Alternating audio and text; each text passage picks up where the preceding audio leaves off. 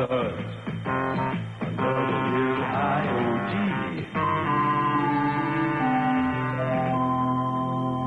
Drive home with us today.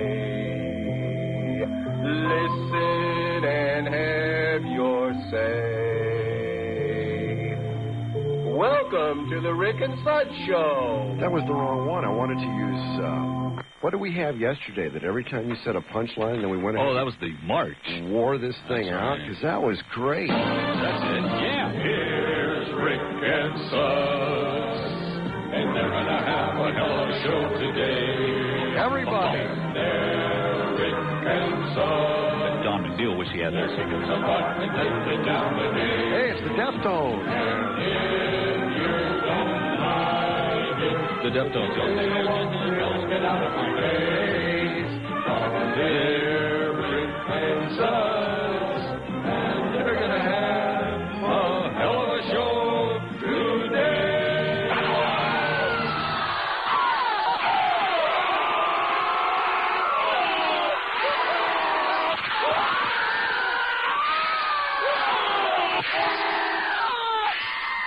Well, it sounds like a bunch of people watching Babes. Sound like a bunch of people. You're right. Well put. Okay. Well, good afternoon, everybody. It's 2:09. It's 6:10.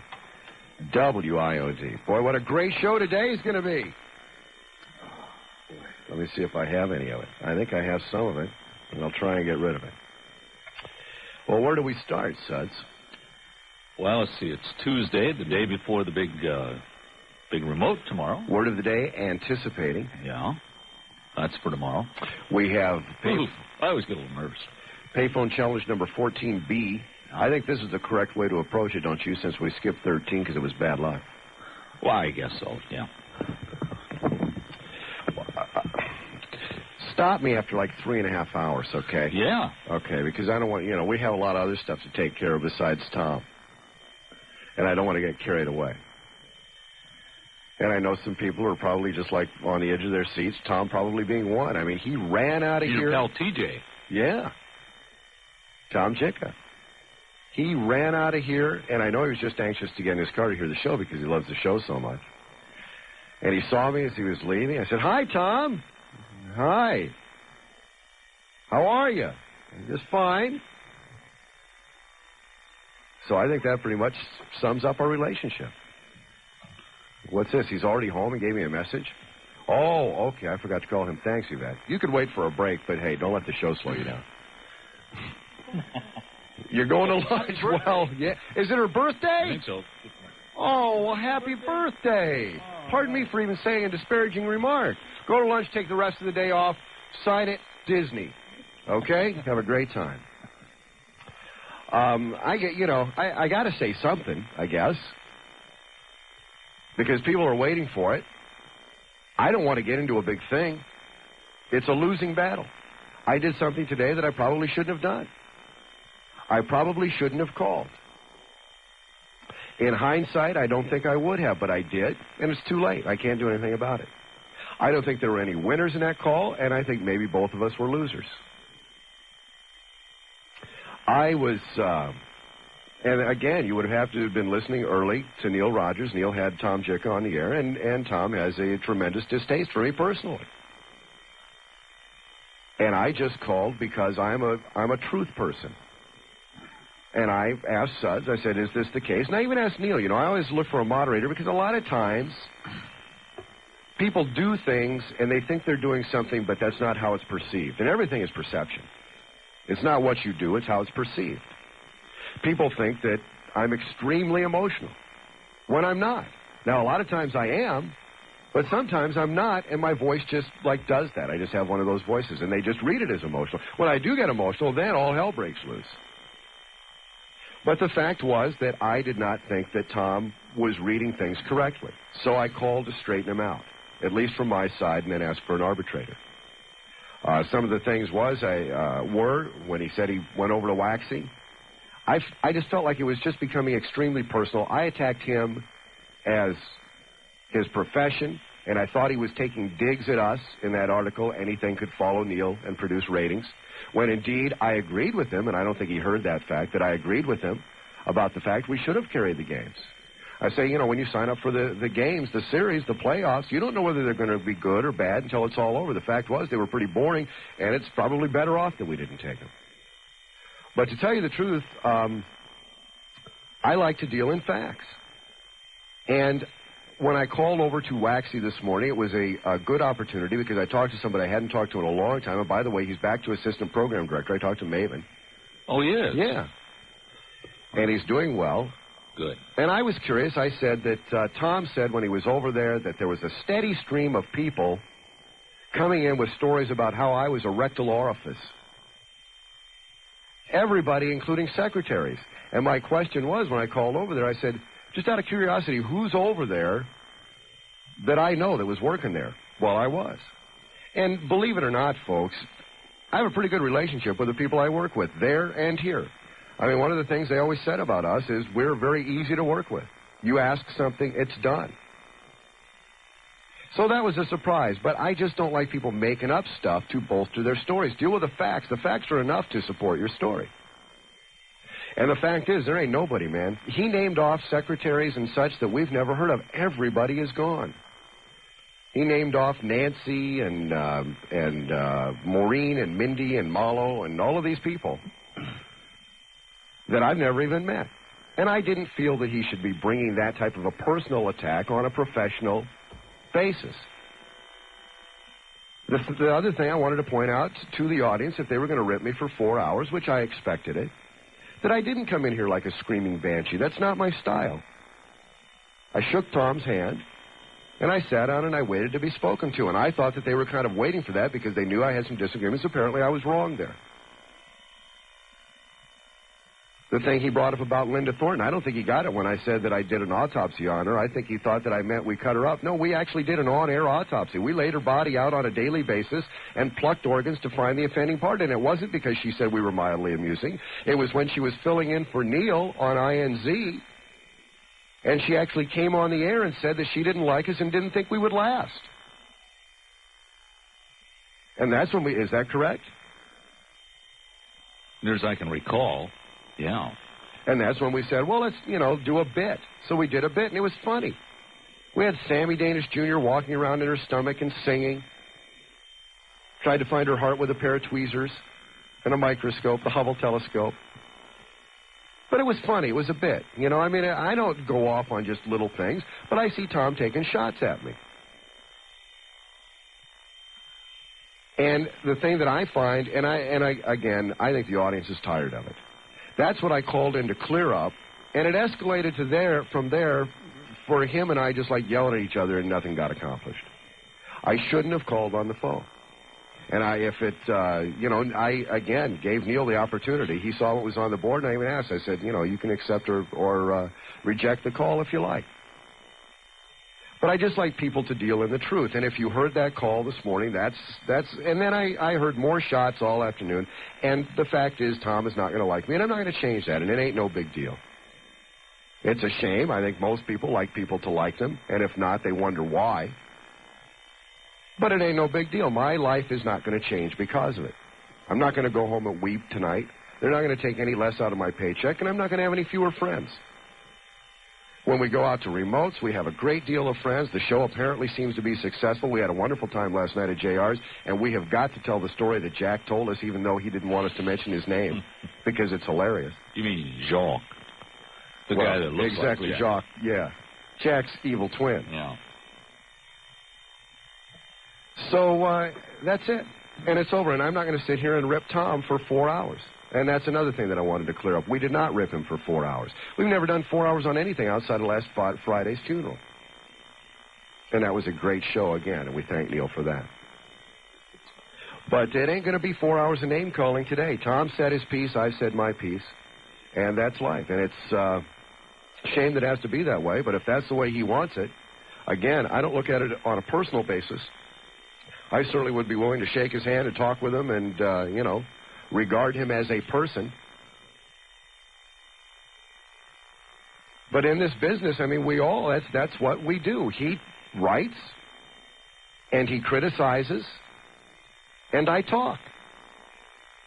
And if I find something to criticize, I criticize. If I find something to praise, I praise. He does the exact same things. We just do it in two different mediums. And I use my on-air capacity to do that. And he's used his on-typewriter capacity to do that. And that's our jobs. And if everything were mundane, it wouldn't be very fun to listen to.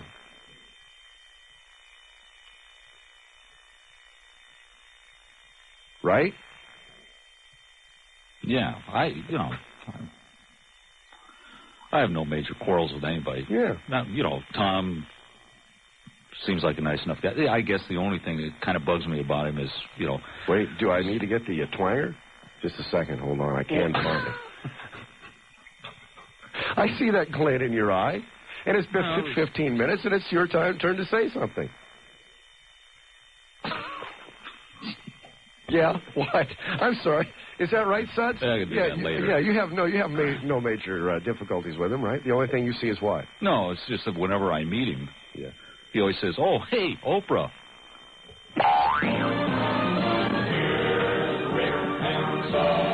Yeah. And they're gonna have one hell of a show today. I just can't get that straightened out. No. So we are going to have a hell of a show today. And, Tom, if you're listening, and I'm sure you are, well, maybe you probably turned over to NWS because he's not really interested in what I have to say. No, it's MRZ now officially. Already? Yes. Wow. When I was driving home last night, I popped Jerry on for a moment. He said the MRZ word. Okay. Well, anyway, Tom, if you're listening, Misery. No hard feelings. And you took some good shots today. And that's it. Okay? 219 at 610 WIOD. Let's go ahead and take a break, and we will tell you all that we've got planned. Tomorrow, a big, big show. Ranieri here, inviting you to join us on our Wednesday episode, middle of the week, hump day and all that. We got some more tickets to the air show to give away and to the car show, and we might even come up with... human here, I like Neil, I like his show, but like every time those two get together, all I can picture is that little droopy dog going, "Yes, Neil, I like keeping your butt. Yes, Tom, I like keeping your butt." It makes me sick. You do a good droopy dog, sir. You know that week or so ago when he was on WAXY, and he didn't say anything, he just picking his nose in the background, whatever, and then he called Neil and said, he gives an opinionated column. Yeah. Well, I just wanted to tell him, an opinion's like an asshole. Everybody's got one. And his is no more significant than anyone else's. I tell you. Great show, guys. Do you feel better? Yes, thank you. Bye. Again, I don't want to solicit calls and just get into this, as a steady stream. If you people got something to say, I'm not going to stop you, but I'm also not going to encourage it. We got a lot of other stuff, and it sounds like I'm just, putting up a screen and saying, "Come on, let's get Tom, give us a call." That's not true. Let's go to Miami. Hey, guys. Hey. Yeah, that Mr. Jicha really did give you a buttload, didn't he? Yeah. Yeah. Well, he did a good job of what he aimed to do, I guess. And Steve, he's kind of a switch hitter, and, he's going to enjoy giving you the same thing. Of course. Yeah. He's not in here to promote us like we've been promoting him. Yeah, and I think it's awful that Neil has him on there promoting himself. It's an open show, man. We have established WIOD to be open. You shouldn't be doing things like that. That's horrible. Well, if that's your opinion. Yeah. Okay. You know what opinions are like. I'll talk to you later. Let's go to Fort Lauderdale on WIOD. Oh, hi. I have a question for Suds. Yes, sir. But I want to ask Rick because I'm afraid he might be too embarrassed to answer it. All right. Okay? Did he used to be Eddie Flumdum on the Magic Toy Shop?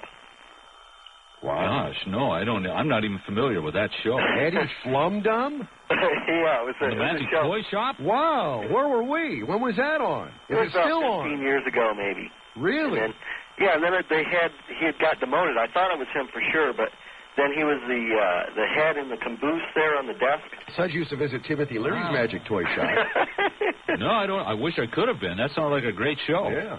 How about Mr. Green Jeans on Captain Kangaroo? I was Grandfather Clock. Oh. He Mr. No Jeans, and then they made him... But whenever there was anybody on the show I didn't like, I used to just tip over on him. Didn't he also do the Mr. Moose voice? No, just the clock. Oh, okay. Okay, thanks for clearing that up for me. Yeah, Thank you, sir. I'm moving my eyes like that now. 227 at WIOD, or let's make it 226, okay? And then we'll, join the rest of the world. By the way, Chicago wants to go a half hour off. A half hour off live. Mobile. I'll tell you in a minute. Mobile.